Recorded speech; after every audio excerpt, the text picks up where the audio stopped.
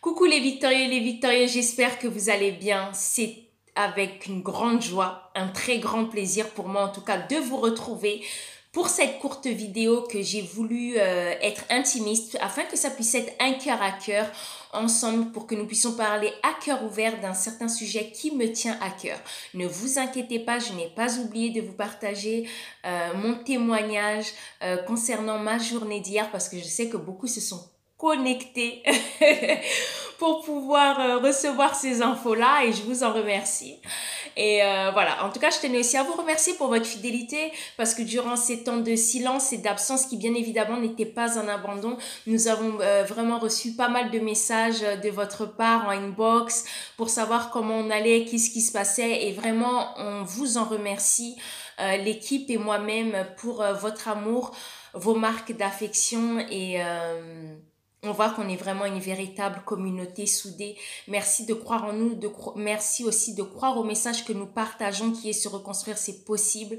Et c'est juste extraordinaire, voilà, de pouvoir avoir ces communions-là toutes ensemble.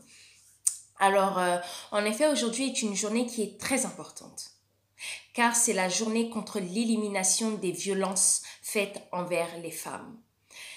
C'est un combat qui est louable, indispensable, parce que déjà cela nous donne de la visibilité, nous donne une voix, nous donne un pouvoir afin de pouvoir changer les choses et de pouvoir éviter que les futures générations puissent subir les violences que malheureusement nous-mêmes nous avons vécues, que ce soit les violences verbales, psychologiques, sexuelles, enfin la liste est tellement longue que je ne pourrais pas toutes les citer.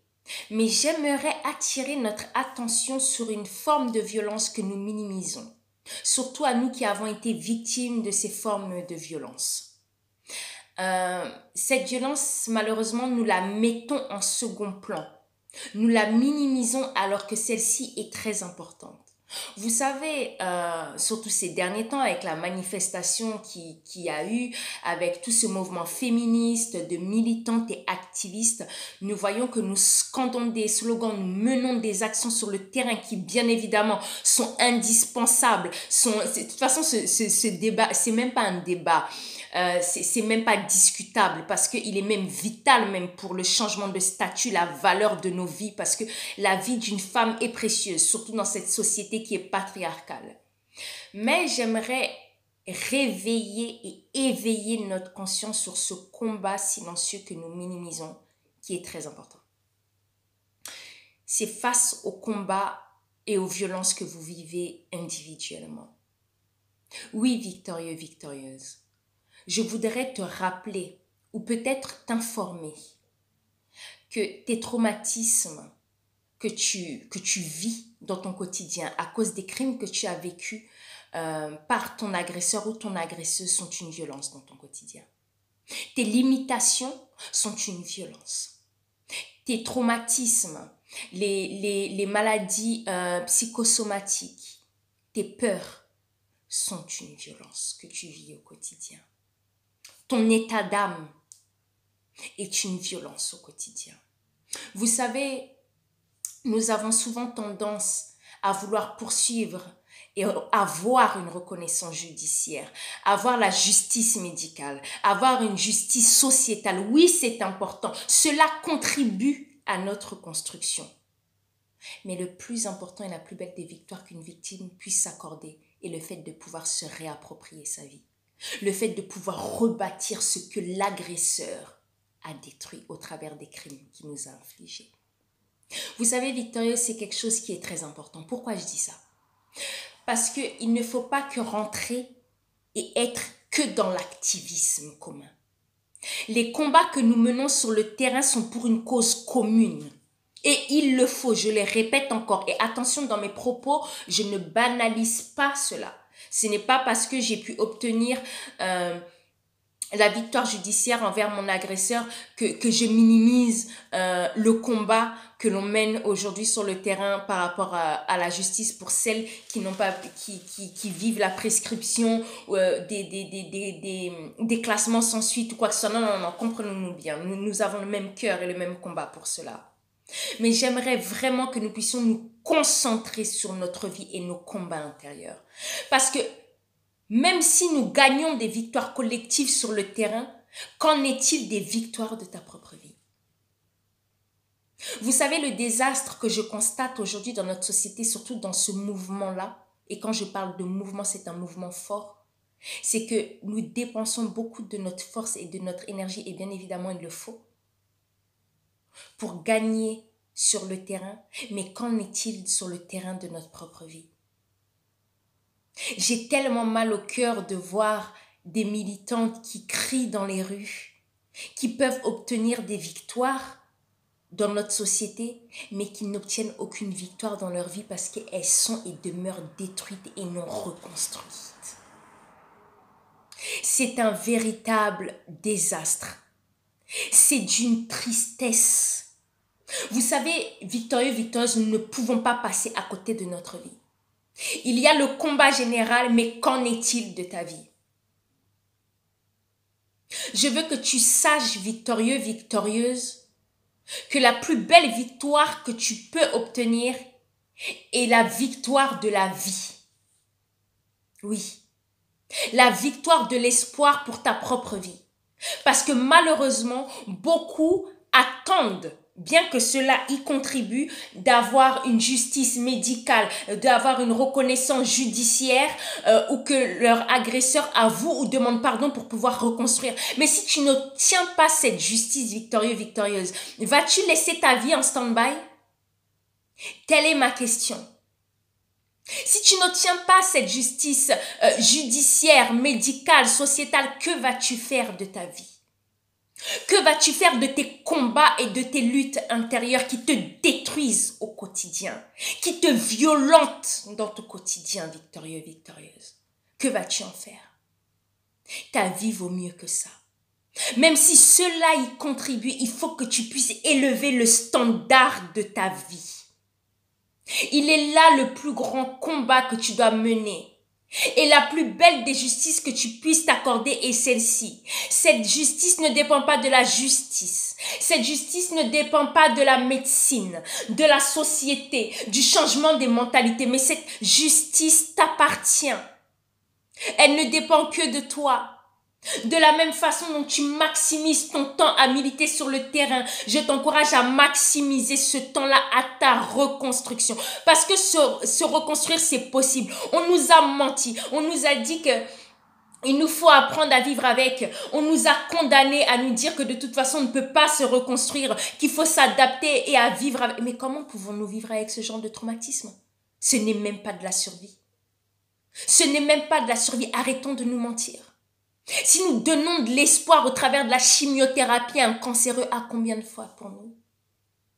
Nous ne pouvons pas que vivre pour la cause commune. Nous ne pouvons pas que vivre pour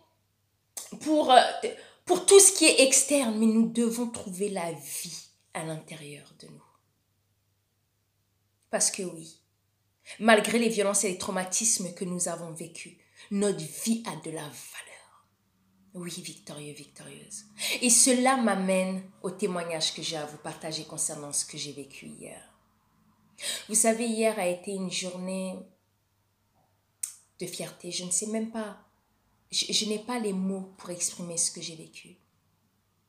Mais je sais que ce message que l'on vous partage, que se reconstruire c'est possible, c'est véritable. Que quand on dit que l'on est des victorieuses, être une victorieuse de sa propre vie, des combats que l'on mène à l'intérieur de nous, c'est possible.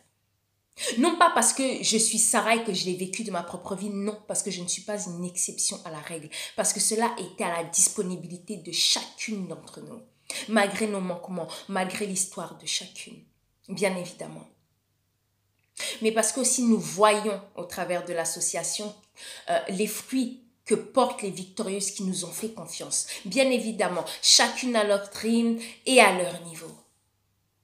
Donc hier, j'ai été invitée à participer à un vernissage parce que j'ai été contactée par une merveilleuse actrice qui s'appelle Laetitia, qui est une peintre extraordinaire qui, excusez-moi comme ça, je vais bien vous dire, alors c'est Laetitia Le Saffre, qui est une artiste peintre et aussi une photographe.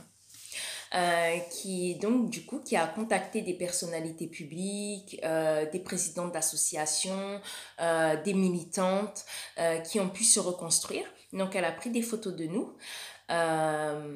Et elle a pris des photos de nous avec un art qui s'appelle le Kintsugi. Alors excusez-moi si j'ai mal exprimé le terme, mais c'est le fait, c'est un art japonais du fait que ça représente un objet brisé qui a été recollé et peint avec des feuilles d'or. Donc voilà, donc dans tous les cas, demain, dans la story ou en publication, vous retrouverez ses œuvres. Je parlerai d'elle et du merveilleux travail qu'elle fait, mais j'aimerais qu'on puisse rester concentré sur le message que j'ai à vous partager aujourd'hui. Excusez-moi.